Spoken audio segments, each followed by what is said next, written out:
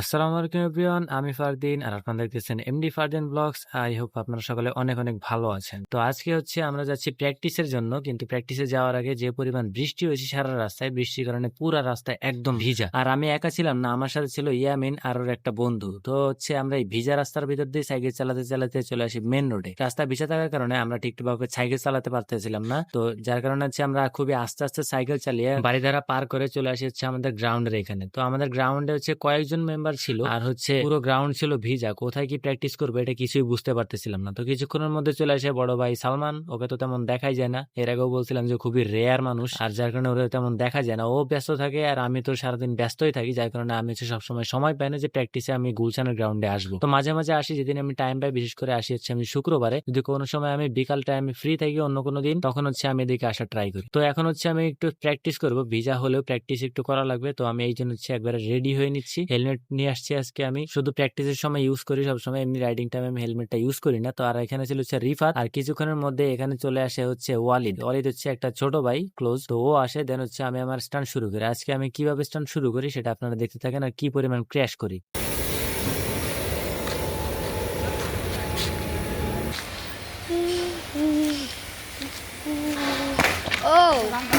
আজকে শুধু বার রাইড আর পোর্টালের প্র্যাকটিস করতেছিলাম, কিন্তু আজকে পুরা টাইমটা শুধুমাত্র ক্র্যাশ করছি। আর কি পরিমাণ ক্র্যাশ করছি আপনারা এই কয়টা ভিডিও দেখলেই বুঝতে পারবেন।